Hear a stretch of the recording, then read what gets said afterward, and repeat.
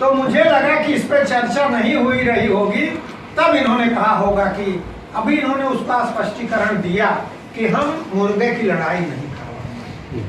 हाँ ठीक है, मुर्गे की लड़ाई की जरूरत ही नहीं, ये तो चीज समझने की है, अंदर डूब कर देखने की है। एक दूसरे को कोई नहीं समझा सकता, सब अपने आप को ही समझा सकते। जब आप अवगाहन करेंगे जो हमारे पूर्वज दे के गए हैं, जो सद्विचार दे के गए हैं, जो विश्व बंधुत्व की भावना, यत्र विश्व भवत्येक नीडम, हमारे यहाँ के लोगों ने ये कल्पना की कि ऐसी जगह बने ये धरती, यत्र विश्व भवत एक नीडम, जहाँ एक घोंसला पूरी दुनिया बन जाए। अब घोंसला उजाड़ने का काम जगह जगह शुरू हो गया, तिनका उजाड़ने का काम अगर कहीं शुरू होता है तो आप राजनीति से दूर नहीं रह पाएंगे। हमारा जीवन राजनीति से प्रेरित है, हमारा जीवन धर्म से प्रेरित है। और धर्म का जिस दिन हम पैदा हुए, किसी न किसी जात में पैदा हो गए, है ना, जैसे किसी देश में पैदा हो गए, किसी जात में पैदा हो गए, किसी धर्म में पैदा हो गए। हमारे हाथ में ही नहीं है।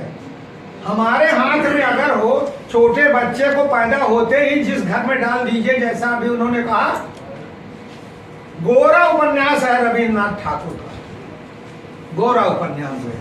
अंग्रेज बच्चा था, अनाथ हो गया था, उसके माँ बाप किसी वजह से छूट गया था, तो एक चट्टोपाध्याय जी के घर में उसको डाल दिया गया था।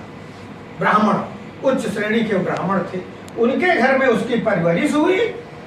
तो उसी तरह मंत्र का पढ़ना और वो त्रिपुंड लगाना और पीत वस्त्र धारण करना और शुद्धता की बात करना और म्लेच्छ की बात करना और सारा यवन की बात करना, ये सारी बातें अंग्रेज उस समय थे, अंग्रेजों से झंझट भी चल रहा था जब गोरा लिखा गया था, स्वतंत्रता नहीं मिली थी। तो उसके दिमाग में यही था कि ये म्लेच्छ जो है, अंग्रेज जो है सबसे ज्यादा, और वो प्लान बनाता था कि कैसे इनको ऐसे ऐसे किया जाए, ऐसे ऐसे किया जाए। श्रेष्ठ तो हम हैं, जो ब्राह्मणों में श्रेष्ठ होते हैं, बंगालियों के जो श्रेष्ठ ब्राह्मण हैं। विस्तृत उपन्यास है, मूल उसका यही है कि हम जहाँ पैदा हुए हम ही श्रेष्ठ हैं, क्योंकि हमको बताया जाता है, या कुछ लोगों को तो बताया ही जाता है, जो अपने को श्रेष्ठ अपने यहाँ कहा जाता है, वो तो बताते ही हैं कि हम ब्राह्मण वंश में पैदा हुए हैं, उसमें 3-13 में भी हम 3 वाले हैं। तो इस तरह एक भावना बनती है, गौरव की भावना बनती है। या बहुत ज्यादा सांवले लोग हैं, हम गौरांग हैं, गोरे हैं, तो उससे भावना बनती है। तो बहुत सारी बातें थी। जब उस लड़के को पता चला कि वो तो खुद क्रिश्चियन की औलाद है, वो तो खुद क्रिश्चियन अंग्रेज की औलाद है, म्लेच्छ है, वो खुद म्लेच्छ है, म्लेच्छों से घृणा की बात कर रहा है। तो सोचिए क्या दशा हुई। हम सब जो भी हैं एक ही खून है ना। 10-5 कहीं से आए, 100-200 आए, चले गए। कितनी बार पीढ़ी पे पीढ़ी बदलती चली गई, तो कई परसेंट बच गया होगा जो ईरान तुरान से आए थे, है? आधा परसेंट, 0.00 भले बच गया हो। और बहुत सारी शोध आ रहे हैं जो बताते हैं कि पूरा डीएनए किसका किससे मिलता है, उसमें अलग अलग नहीं है, खून अलग अलग नहीं है, फिर भी। और विज्ञान ने कितनी प्रगति कर ली भाई। जब हम पढ़ते थे, जब धर्म हमें संभालता था, उस समय वो उसका पॉजिटिव रूप था, संभालने का रूप था कि कोई दुखी न रहे, अपने पड़ोसी को खिला के खाइए, समानता का व्यवहार करिए, सबको बराबर करिए, उस समय था। अब तो विज्ञान ने बहुत सारी चीजें बता दिया। अब भी अगर कोई, एक मास्टर साहब थे हमारे यहाँ, बहुत बचपन की बात बताएं, वो मास्टर साहब थे कि और सब तो ठीक है, लेकिन ये जो कहते हैं कि दुनिया गोल है और नाच रही है, ये अंग्रेज, ये हम लोगों को नीचा दिखाने इसलिए वो नहीं मानते कि शेषनाग के फन पर है। हम लोगों का शास्त्र कहता है, और हमारे शास्त्र को नीचा दिखाने के लिए ये कहते हैं कि दुनिया तो शेषनाग के फन पर ही। हम लोग तो छोटे थे, आपस में बच्चे चर्चा कर, दर्जा 2 या 3 में रहे होंगे तो भी चर्चा तो करते ही हैं।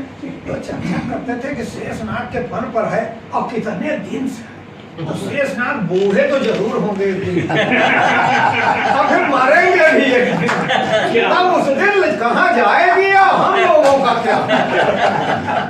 तो बताइए, जो हम दर्जा 2-3 में पढ़ने वाले इन मिथ से डर हमारे अंदर पैदा होता है, या कि भगवान उनको बचाने आए थे, उनको बचाने आए थे तो हमको भी बचाएं, या कूद पड़े ना उसमें नदी में। तो बहुत सारी चीजें हैं जहां हमें तर्क की जरूरत है। विज्ञान जितना हमको दे दिया, अब उसकी जरूरत है उसका हम उपयोग करें। अगर इतने विराट हम अगर निष्कलुष रहेंगे, परहित सरिस धर्म मान लेंगे, दूसरे कहीं पहले करेंगे, ये हमारे यहाँ दिया जा चुका है, लेकिन कहते कुछ और हैं और करते कुछ और हैं। यह जो समय चल रहा है ये बहुत खतरनाक है। इसी पर चोट इनको करनी पड़ेगी, या चोट न सही तो कम से कम समझाने की बात करेंगे, है ना। वो कहते हैं कि हमें कहता समझाओ नारी तू करता उलझाए रे, तो उलझाने के बजाय जो कौआ वाला मुर्गा वाला बता रहे हैं वो ना करें, लेकिन समझाने वाली बात तो जरूर करें, चाहे धर्म हो और चाहे राजनीति हो, तभी संस्कार होता है।